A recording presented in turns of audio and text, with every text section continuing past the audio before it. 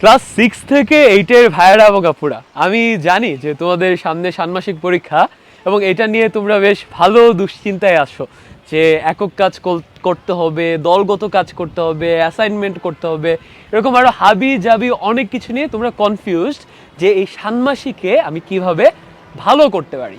আমি শোনো, তোমাকে এই ভিডিওটাতে খুবই সহজ 3টা জিনিস বলবো। এই 3টা জিনিস যদি তুমি এখন থেকে রেগুলার ফলো করো, ইনশাল্লাহ তুমি ষান্মাসিক পরীক্ষায় খুবই ভালো করতে পারবা। অত হাবি জাবি কিছু করার দরকার নেই। ওকে, আচ্ছা, 1 নম্বর জিনিস হচ্ছে ভাইয়া অ্যাটেন্ডেন্স। ভাইয়া বললে আবার রাগ করো, যারা আপু আছো তোমাদের সবাইকে বলছি যে ভাইয়া এবং আপু নাম্বার 1 যে জিনিসটাতে তুমি ফোকাস করবা সেটা হচ্ছে কি, অ্যাটেন্ডেন্স। তুমি যদি রেগুলার তোমার ক্লাসে যাও, তোমার টিচার তোমাকে নোটিস করবে যে এই ছেলেটা কিংবা মেয়েটা রেগুলার ক্লাসে আসে, তাই না? তোমার ব্যাপারে ভালো একটা ধারণা তৈরি হবে, টিচারের সাথে ভালো কি একটা বন্ডিং তৈরি হবে। এবং নতুন শিক্ষাক্রমে কিন্তু নাম্বারিং কিংবা স্কোরিং সব কিছু কিন্তু টিচারের হাতে, তাই না? সো টিচারের সাথে রেগুলার যদি আমি ক্লাসে যাই, ভালো একটা সম্পর্ক থাকার কারণে, প্লাস তোমাকে তো একটা এক্সামে বসতে হবে, তাই না? ওই এক্সামে মোটামুটি বেসিক জিনিসপত্র লেখার জন্য তোমার যা যা জানা দরকার, তুমি যদি রেগুলার ক্লাসে যাও, অ্যাটেন্ড থাকো, এগুলো কিন্তু কি তোমার ক্লাসেই পড়া হয়ে যাবে। সো এখান থেকে ভালো একটা তুমি সুবিধা পাবা। ওকে, 2 নম্বর জিনিস হচ্ছে পার্টিসিপেশন। তুমি ক্লাসে গিয়ে চুপচাপ বসে থাকো না, কোনো একটা কোনায় কাচুমাচু হয়ে বসে থাকো না, তাহলে কি হবে? টিচার ভাববে সে অলস, তাই না? সো যদি টিচার কোনো একটা কোশ্চেন করে, নিজে থেকে গিয়ে অ্যান্সার দাও যে স্যার এটা এইভাবে এইভাবে কাজ করে, কিংবা ম্যাডাম এটা আমি যতদূর জানি এইভাবে এইভাবে কাজ করে। বা কোনো একটা একক কাজ কিংবা দলগত কাজের জন্য স্যার কিংবা ম্যাডাম সামনে রাখলো, তুমি নিজে থেকে যাও যে স্যার ম্যাডাম আমি কাজটা করতে চাই। তাহলে যেটা হবে, টিচার তোমাকে আলাদাভাবে ট্রিট করবে যে এই ছেলেটা কিংবা মেয়েটা বেশ অ্যাক্টিভ, সে কাজ করতে চায়। তোমার ব্যাপারে কি ভালো একটা আইডিয়া হবে।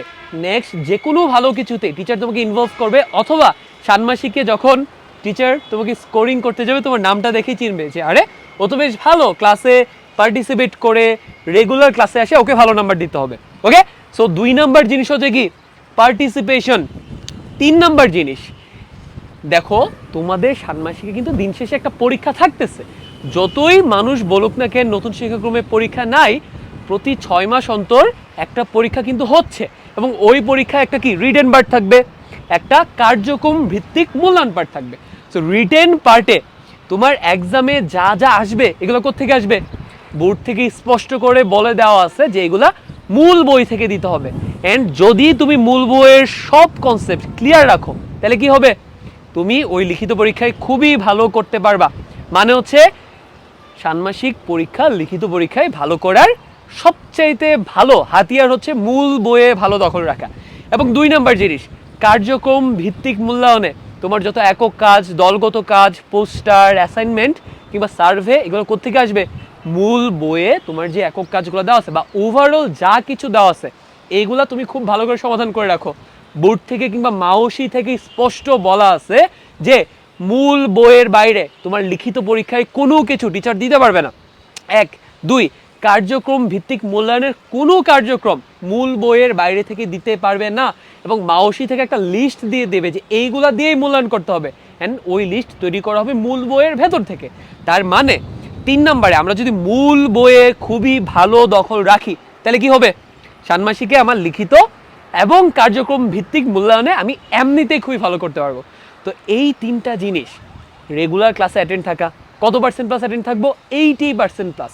প্রতি 10 দিনে যাতে আমার 8 দিনের কম ক্লাস মিস না হয়, 8 দিন যাতে আমি ক্লাসে যাই।